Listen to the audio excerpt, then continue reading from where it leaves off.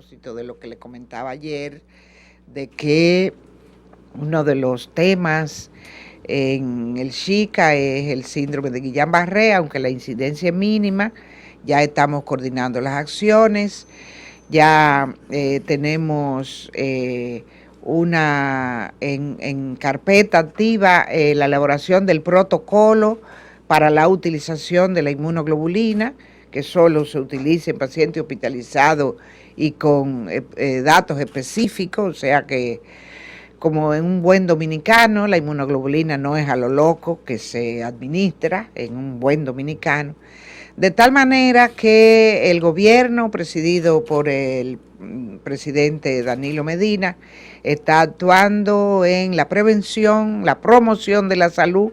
Ya ustedes han visto colocado en los medios un mensaje de promoción de la salud y prevención de la enfermedad, con el lema de que salud somos todos, de tal manera que el gobierno viene actuando en el orden de la promoción de la salud, de prevención de la enfermedad y en el manejo de la enfermedad cuando se presenta. Así que le doy paso al ministro de Defensa y al presidente de FEDOMU, que son dos instancias capital en este tema de prevención. Bueno, señores, muy buenas tardes. Ahí estaba la ministra de Salud, doña Tati, porque se lanza el ejército, se lanzan los alcaldes, se lanza la municipalidad a combatir, a prevenir el Zika, lo cual me parece muy bien. En otro orden, el señor Johnny Jones, el ingeniero Johnny Jones, ya más que reelecto presidente, tenemos entendido que se le va a prolongar el mandato. La asamblea quedó abierta. Debía haberse elegido hoy, 26 de enero, pero se va a quedar abierta la asamblea, según nos dijo ayer el señor Ditren, y que fue una sugerencia, por cierto, del gobierno de la tarde, para que luego que se elijan el 15 de mayo, el próximo 15 de mayo, las nuevas autoridades municipales, esos nuevos alcaldes, pues el 26 de enero del año que viene puedan elegir ya un nuevo secretario de la liga. Entonces tenemos entendido que más que sea reelecto, es una especie de extensión del mandato del ingeniero Johnny Jones. Y al lado de esto, yo solamente le voy a decir que esta tarde nosotros, por favor, tenemos una entrevista interesantísima de una persona que tiene todo nuestro cariño, nuestro respeto y nuestra admiración, y que es candidato presidencial por Alianza País. Aquí está el doctor Guillermo Moreno con nosotros. Un aplauso para Guillermo. Muchas gracias, muchas gracias. Muchas gracias. Doctor, muchas gracias. Para nosotros es un honor recibirlo aquí en la hora de consuelo, como siempre. Sí, el honor es mío. Usted siempre ha estado con nosotros y nosotros muy cerca de usted. Bueno, vamos a comenzar de inmediato. Nosotros quisiéramos preguntarle, vamos a comenzar por ahí. La gente tiene ese cansancio, porque manifiesta cansancio, se dice que sí, se dice que no, con los partidos tradicionales, ni siquiera voy a poner un partido en particular, con los partidos ya tradicionales del sistema, se nota cierta apatía. Entonces los partidos que tienen figura como usted, nosotros quisiéramos saber, ¿qué usted encuentra? ¿Cuáles son los obstáculos que tienen para que la gente no se lance mayoritariamente entonces a respaldar alternativas como la suya, de una persona como usted, que representa tantos valores aquí en el país, de los mejores valores éticos, morales? ¿Por qué? ¿Cuáles son esos obstáculos, doctor? Gracias, Consuelo, por esas valoraciones. Realmente producir cambios normalmente son procesos, no es de la noche a la mañana. Cuando uno ve, por ejemplo, que se produce la Revolución Francesa, no fue que se produjo el 14 de julio, sino que es un proceso que se fue acumulando. Y el proceso va a durar más o menos dependiendo de cuán cimentado está el viejo régimen. en la República Dominicana tenemos 50 años en un círculo vicioso, que nosotros lo definimos así, porque hemos estado atrapados por partidos tradicionales que no han podido impulsar el proyecto nacional en cuanto a democracia, en cuanto a justicia social, en cuanto a soberanía e independencia.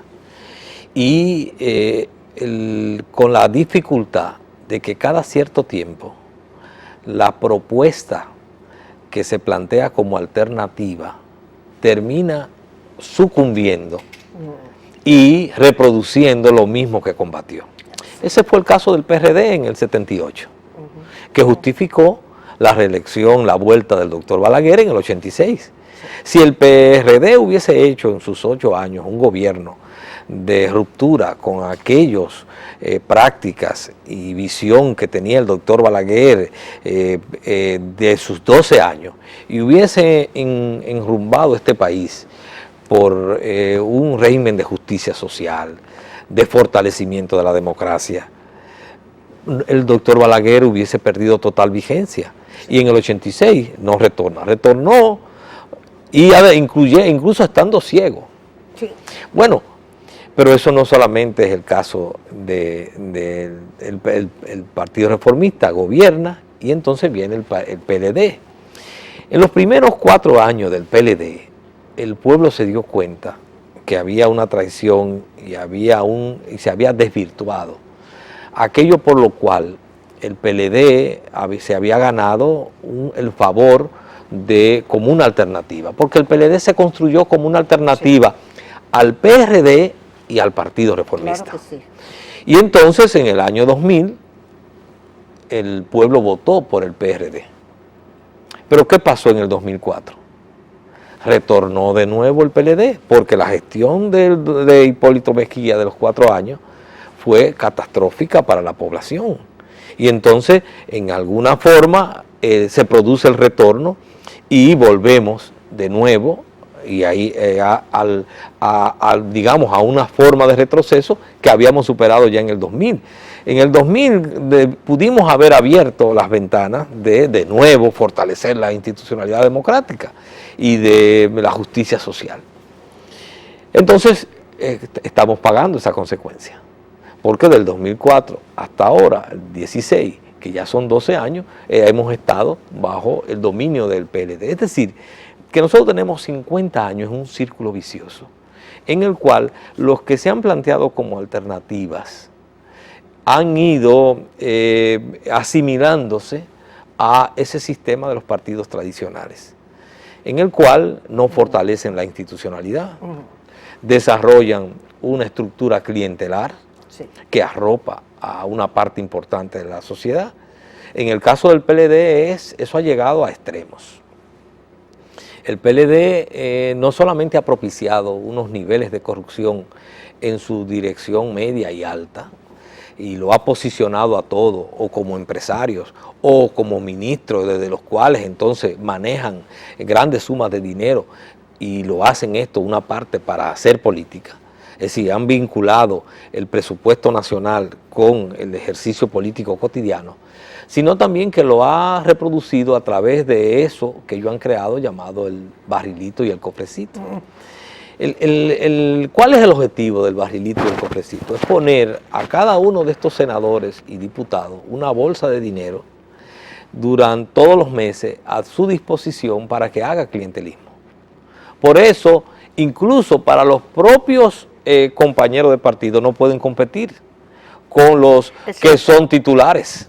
Porque ¿quién puede dentro del PLD que aspire a ser senador competir con un senador que todos los meses recibe o 1 millón de pesos, o 1,5 millones de pesos, o 2 millones de pesos? No puede, y sobre todo porque ese dinero se utiliza para clientelismo.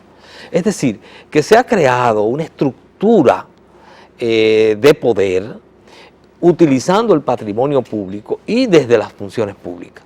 Y eso entonces es lo que le da determinada consistencia a ese sistema de partidos políticos tradicionales. Nosotros tenemos que producir una ruptura con eso. No por nosotros, sino para que en este país pueda alguna vez haber democracia. Mientras estemos bajo el dominio de esos partidos y mientras la democracia esté sometida al dominio de esos partidos y manejada así, entonces no habrá instituciones en nuestro país. Y por eso vemos la crisis. El Congreso es un sello gomígrafo. Es el mismo Congreso que aprobó el contrato de la Barrigol sin leerlo. Pero es el mismo Congreso que vendió la reelección ahora. Que a base de papeleta, Danilo Medina compró la reelección. Es el mismo Congreso. Es el mismo Congreso que legisla a su favor. Cuando ellos se asignan el barrilito y el cofrecito, están legislando a su favor, que lo prohíbe la Constitución. Pero es el mismo Congreso que elige las altas cortes. Y entonces en esas altas cortes no se garantizó ni la independencia ni la imparcialidad. ¿A quién pusieron como presidente de la Suprema Corte de Justicia? A un abogado asociado del que era presidente de la República en ese momento. Eso es insólito. Eso no sucede ni en las dictaduras. Poner a mi abogado asociado en mi oficina, yo presidente de la República, ponerlo como presidente de la Suprema para que garantice impunidad. Pero previamente había puesto como Procurador General de la República a también un abogado de su oficina. Es decir, que hubo el momento en que teníamos que la justicia estaba controlada por 2 abogados de la oficina del presidente. Entonces, así no puede funcionar la democracia. Por eso es que tenemos que producir una ruptura con esos partidos tradicionales. Y por eso, de manera simbólica, nosotros hemos hablado que ningún senador, ningún diputado nuestro puede aceptar ni el cofrecito, ni el barrilito, ni exoneraciones para su puesta en venta. Y digo simbólica porque eso simplemente es un señalamiento de hasta dónde tenemos que llegar para que podamos reconstruir la democracia. Nosotros necesitamos una democracia en la cual haya real independencia de poderes. Yo siempre he señalado, yo no quiero legisladores, ni quiero jueces. Yo lo que quiero es legisladores que cumplan su función. ¿Y cuál es la función del legislador? Legislar y controlar el Ejecutivo. Si nosotros tuviéramos legisladores que le doliera a este país, que fueran independientes, no estuviéramos con los niveles de endeudamiento público que tenemos, que se está hipotecando el presente y el futuro de este país. Eso es limitar nuestra independencia, porque a través de esos préstamos terminan los organismos internacionales siendo los que dictaminan las políticas públicas, no solamente en la economía, claro, en todos los órdenes, porque somos un país nos convertimos en un país hipotecado. ¿Y para qué se usa la deuda aquí? Para cubrir déficit fiscal, para campañas electorales, para pagar subsidios y para pagar deuda. Estamos en un círculo vicioso. ¿Pero por qué? Porque no tenemos un Congreso que defienda la soberanía nacional y que defienda la independencia y que sea capaz de ponerle freno al Poder Ejecutivo. Pero ¿y la justicia? El Poder Judicial, que debiera ser, al aplicar e interpretar la ley, el control de todos. Es el gran árbitro. La justicia, el Poder Judicial, es el gran árbitro de una sociedad. Y ahí sí usted puede decir lo que usted quiera. Y entonces resulta que no tenemos una justicia, primero, corrupta. Segundo, sometida al poder político. Sí. Porque ahora vemos... Pero todo el poder político. Sí. Ahora vemos cómo hubo jueces que vendieron sentencias a sicarios y narcotráfico. Muy bien. Que se investigue, que vayan a la cárcel. Muy bien. Pero esos lodos vienen de otros aguaceros. ¿De cuáles?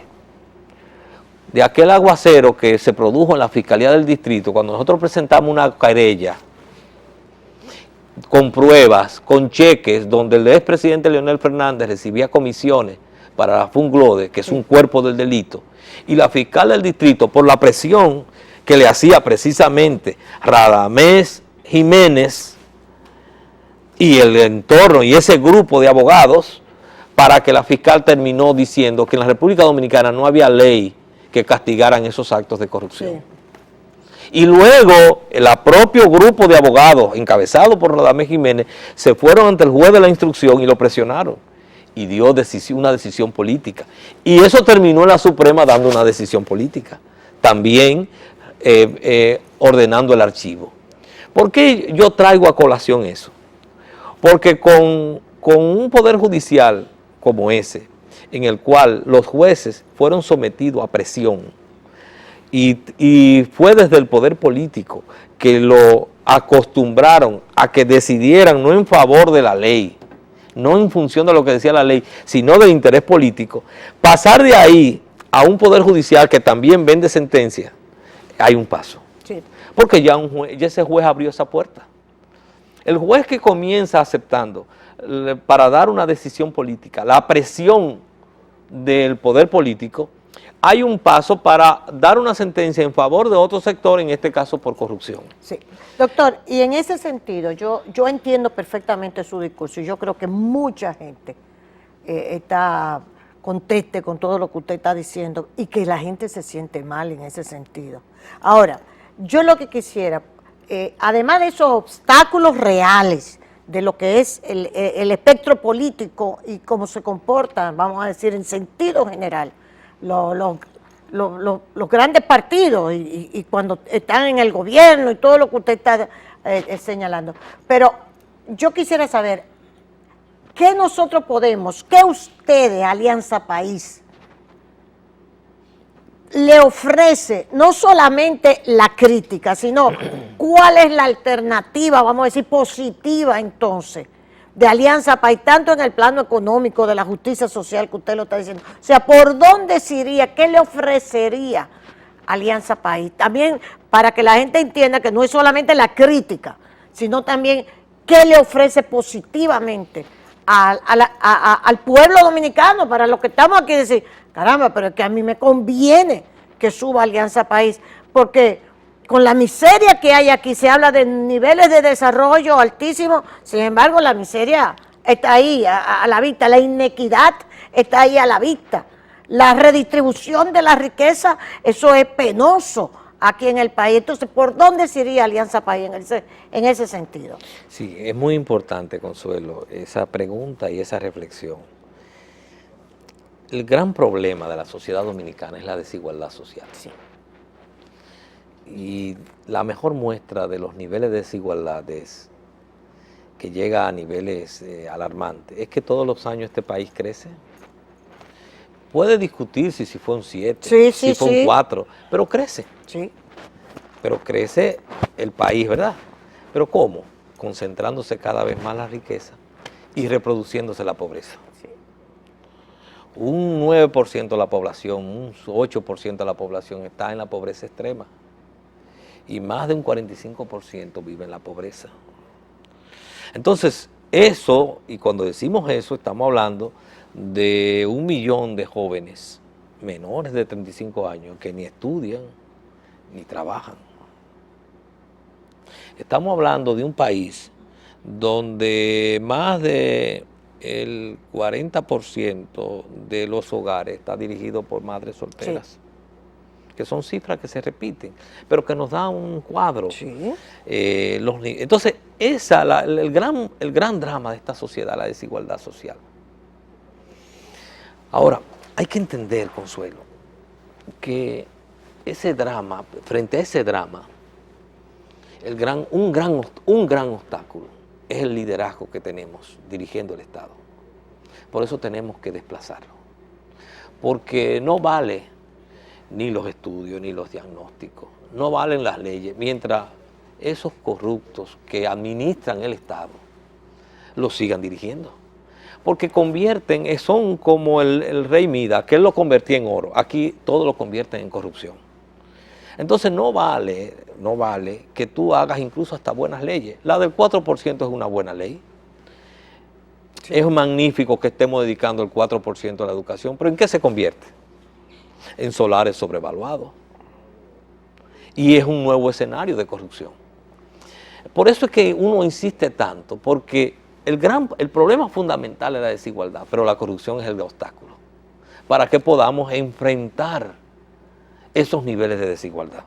Mientras no seamos capaces de desplazar un liderazgo corrupto, mientras esté en la dirección del Estado un liderazgo corrupto y que no cree en la institucionalidad democrática, entonces es imposible, no será con ideas y con planes, tenemos que desplazarlo. Yo quiero insistir en ese enfoque. Ahora bien, Por eso nosotros nos planteamos, durante un tiempo quisimos y creíamos que haciendo militancia ciudadana y convidando a la opinión pública podíamos lograr cambios. Hasta que nos convencimos que esa vía no era y entonces nos planteamos, se requiere de una alternativa política que desplace esos partidos y que ese liderazgo distinto asuma la dirección del Estado. Y desde la dirección del Estado entonces podamos enderezar este país y podamos entonces fortalecer las instituciones y aplicar políticas públicas. Y entonces por eso comenzamos el proceso de conformar una organización política y por eso entonces le planteamos al electorado la necesidad de gobernar. Nosotros queremos gobernar, trabajamos para gobernar.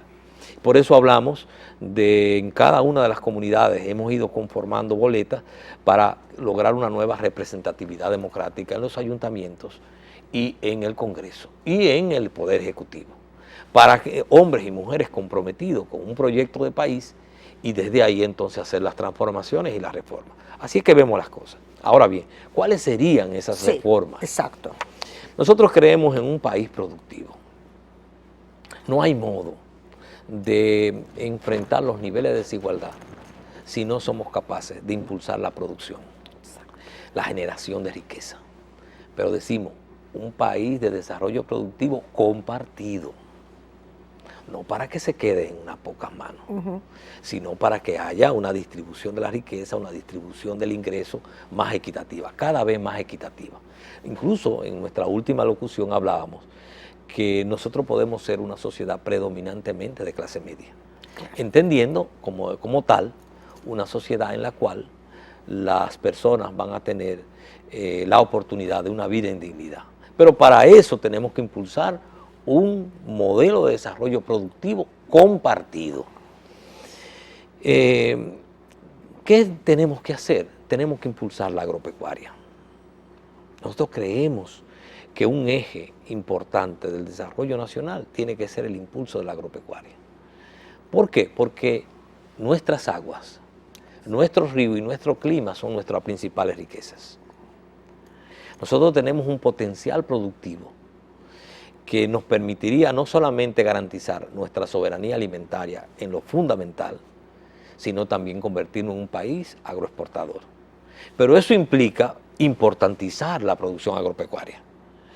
Y eso implica entonces definir políticas para impulsar esa producción. Tenemos que transformar el Banco Agrícola en un banco agroindustrial, capitalizarlo. Pero además agroindustrial, pero también de desarrollo rural. Porque una de las cosas que tenemos que lograr, Consuelo, es parar la migración interna. Están quedando, hay 10 provincias que decrecen todos los años. Señor. ¿Y dónde vienen? A las grandes ciudades. Que por eso hay 8 nuevos diputados en la provincia de Santo Domingo. Sí, señor. Entonces, ¿y a qué vienen esos que vienen a la provincia de Santo Domingo o a Santiago, a las afueras de Santiago o del distrito? No encuentran oportunidades ni de empleo, ni de educación, pero además viven en la exclusión y la marginalidad. Y entonces, mientras no enfrentemos eso, tampoco habrá seguridad pública. Sí. Porque entonces eso es un caldo de cultivo para el delito, para la delincuencia, para la criminalidad. Entonces tenemos que impulsar la agropecuaria porque además un mecanismo muy eficiente de distribución del ingreso es precisamente en el desarrollo rural, en el desarrollo de la agropecuaria. Pero no se trata de desarrollar la agropecuaria para exportar materia prima, sino agregarle valor. Nosotros tenemos que convertir cada uno de nuestros productos agrícolas, agregarle valor y convertirlo en una marca. El mango banilejo es una marca. Claro. El plátano de Barahona, que muchos dicen que no es de Barahona, hay una discusión. Pero bien, el plátano es una marca. El cacao nuestro del nordeste es una marca. Nuestro café es una marca, es decir, nosotros tenemos que convertirlo en marca, pero agregándole valor. Por eso el desarrollo agropecuario no puede darse sin el otro entronque, y es el impulso de la educación. Para nosotros la otra llave del desarrollo es el impulso de la educación. No solamente la educación básica, sino también la educación técnica y profesional. Nosotros, una de nuestras propuestas es sembrar este país de liceos politécnicos, donde nuestros jóvenes no solamente adquieran los conocimientos básicos, sino también que en esos liceos politécnicos tengan la oportunidad de prefigurar oficios y además futuras carreras o técnicas o profesionales. De tal manera que nosotros podamos tener bachilleres que al mismo tiempo de salir con una formación básica que pueden continuar en la universidad, si ese fuera el caso, pero también que aprendan oficios. Así mismo. Y entonces eso tiene que estar articulado con el desarrollo. Si en una zona la producción, lo básico es la producción agrícola, digamos de café o de rubros, bueno, los liceos politécnicos de esa zona tienen que orientar en la capacitación de lo que serían conocimientos agropecuarios. Aquí faltan veterinarios. Nosotros fuimos a San Francisco de Macorís con la Z y nos decían los RISEC, por cierto, hablando Sí. con... veterinarios. Y ingeniero agrónomos. Y ingeniero Y agrónomos técnicos se han ido agropecuarios. de la carrera porque, ¿qué significa eso? Bueno, pero eso refleja lo que son los ejes del desarrollo. Sí. Es que cuando nosotros observamos el componente del Producto Interno Bruto, nos damos cuenta que todos los años decrece el componente agropecuario. Porque el modelo servicios. Neoliberal que ha estado vigente en este país, Sí, señor. entonces lo que le interesa es que nosotros seamos un mercado. Un mercado. Un una mercado sociedad de servicio y de importación. importación. Por eso también una de nuestras propuestas es revisar el Tratado de Libre Comercio. ¿Por qué? Porque, y hacerlo, plantearlo, antes de que quiebre definitivamente la agropecuaria nacional. Es decir, que no nos ha ido nada bien. Bueno, la muestra está ahí. O sea, Yo lo sabía, yo lo dije. Hemos decrecido. Desde que se planteó el TLC, RD-TLC, lo dije. Incluso no hemos podido aprovechar ni eso. incluso las posibilidades. Es decir, lo que quiero señalar es que Sí, nosotros vamos, necesitamos hacer una revisión de ese tratado.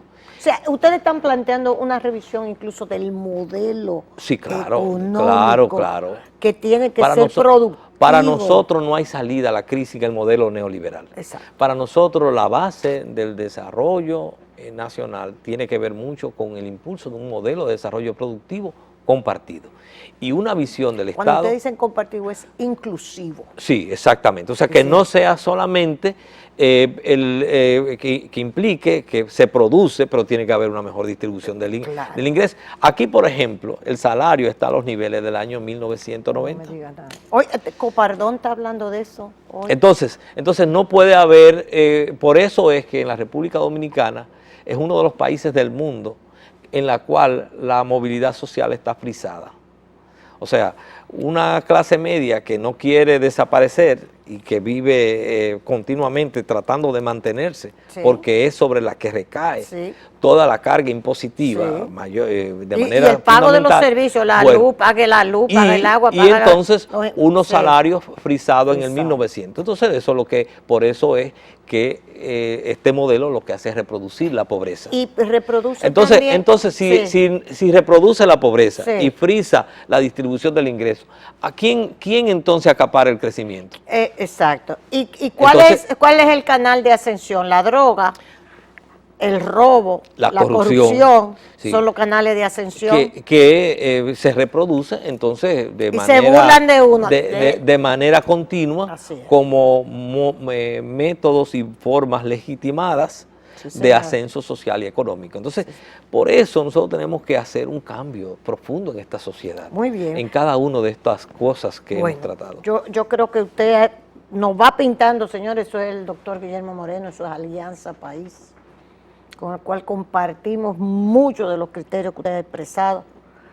Nos vamos a ir a los comerciales y bajamos de inmediato, que entonces nos vamos a ir un poco hacia la política ahora, en el próximo segmento con el doctor Guillermo Moreno.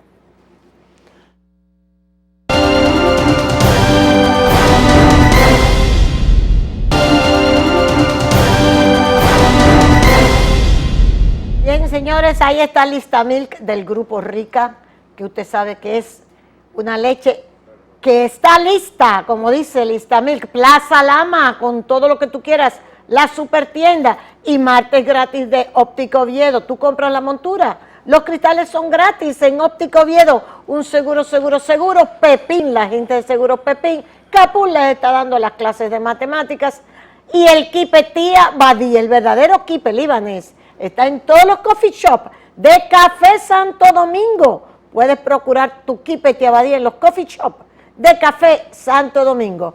Y decirte que recuerden poner su bandera nacional, si no la han puesto, en honor a Duarte, cumple 203 añitos, eso no es nada, ¿ok?